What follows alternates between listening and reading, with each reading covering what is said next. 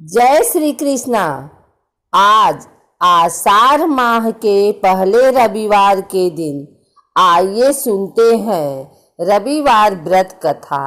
नारद पुराण में यह लिखा है कि रविवार को व्रत रखने से व्यक्ति अपने पापों से मुक्ति प्राप्त कर सकता है और एक खुशहाल और स्वास्थ्य जीवन व्यतीत कर सकता है। इस व्रत से बहुत सारी बीमारियों से मुक्ति मिल सकती है और दिमाग भी तेज होता है। सभी मनोकामनाएं पूर्ण करने वाले और जीवन में सुख समृद्धि लाने वाले रविवार व्रत की कथा इस प्रकार से है। प्राचीन काल में किसी नगर में एक बुढ़िया रहती थी। वह प्रत्येक रविवार को सुबह उठकर स्नानादि से निवृत्त होकर आंगन को गोबर से लीपकर स्वच्छ करती थी। उसके बाद सूर्य भगवान की पूजा करने के बाद भोजन तैयार कर भगवान को भोग लगाकर ही स्वयं भोजन करती थी। भगवान सूर्य देव की कृपा से उसे किसी प्रकार की चिंता व कष्ट नहीं था। धीरे धीरे उसका घर धन धान्य से भर रहा था। उस बुढ़िया को सुखी होते देख उसकी पड़ोसन उससे बुरी तरह जलने लगी। बुढ़िया ने कोई गाय नहीं पाल रखी थी, अतः रविवार के दिन घर लीपने के लिए वह अपनी पड़ोसन के आंगन में बंधी गाय का गोबर लाती थी। पड़ोसन ने कुछ सोचकर अपनी गाय को घर के भीतर बांध दिया। रविवार को गोबर न मिलने से बुढ़िया अपना आंगन नहीं लीप सकी। आंगन न लीप पाने के कारण उस बुढ़िया ने सूर्य भगवान को भोग नहीं लगाया और उस दिन स्वयं भी भोजन नहीं किया। सूर्यास्त होने पर बुढ़िया भूखी प्यासी सो गई। इस प्रकार उसने निराहार व्रत किया। रात्रि में सूर्य भगवान ने उसे स्वप्न में दर्शन दिए और व्रत न करने तथा उन्हें भोग न लगाने का कारण पूछा।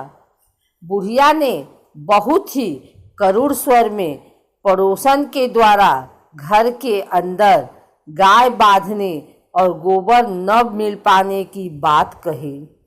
सूर्य भगवान ने अपनी भक्त की परेशानी का कारण जानकर उसके सब दुख दूर करते हुए कहा, हे माता, हम तुमको एक ऐसी गाय देते हैं जो सभी इच्छाएं पूर्ण करती है, क्योंकि तुम हमेशा रविवार को पूरा घर गाय के गोबर से लिपकर भोजन बनाकर मेरा भोग लगाकर ही स्वयं भोजन करती हो।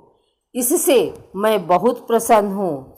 मेरा व्रत करने व कथा सुनने से निर्धन को धन और बाझ स्त्रियों को पुत्र की प्राप्ति होती है। स्वप्न में उस बुढ़िया को ऐसा वरदान देकर भगवान सूर्य अंतर ध्यान हो गए। प्रातःकाल सूर्योदय से पूर्व उस बुढ़िया की आँख खुली तो वह अपने घर के आंगन में सुंदर गाय और बछड़े को देखकर हैरान हो गई। गाय को आंगन में बांधकर उसने जल्दी से उसे चारा लाकर खिलाया। पड़ोसन ने उस बुढ़िया के आंगन में बंधी सुंदर गाय और बछड़े को देखा तो वह उससे और अधिक जलने लगे। तभी गाय ने सोने का गोबर किया। गोबर को देखते ही पड़ोसन की आंखें फट गई। पड़ोसन ने उस बुढ़िया को आसपास न पाकर तुरंत उस गोबर को उठाया और अपने घर ले आई तथा अपनी गाय का गोबर वहां रख आई। सोने के गोबर से पड़ोसन कुछ ही दिनों में धनवान हो गई। गाय प्रतिदिन सूर्योदय से पूर्व सोने का गोबर किया करती थी और बुढ़िया के उठने के पहले पड़ोसन उस गोबर को उठाकर ले जाती थी। बहुत दिनों तक बुढ़िया को सोने के गोबर के बारे में कुछ पता ही नहीं चला। बुढ़िया पहले की तरह हर रविवार को भगवान सूर्य देव का व्रत करती और कथा सुनती, लेकिन सूर्य भगवान को जब पड़ोसन की चालाकी का पता चला तो उन्होंने तेज आंधी चलाई। आंधी का प्रकोप देखकर बुढ़िया ने गाय को घर के भीतर बांध दिया। सुबह उठकर बुढ़िया ने सोने का गोबर देखा। उसे बहुत आश्चर्य हुआ। उस दिन के बाद बुढ़िया गाय को घर के भीतर बांधने लगी। सोने के गोबर से बुढ़िया कुछ ही दिनों में बहुत धनी हो गई। उस बुढ़िया के धनी होने से पड़ोसन बुरी तरह जल भूनकर राख हो गई। तब उसे सोने का गोबर पाने का कोई रास्ता नहीं सूझा तो वह राजा के दरबार में पहुंची और राजा को सारी बात बताई।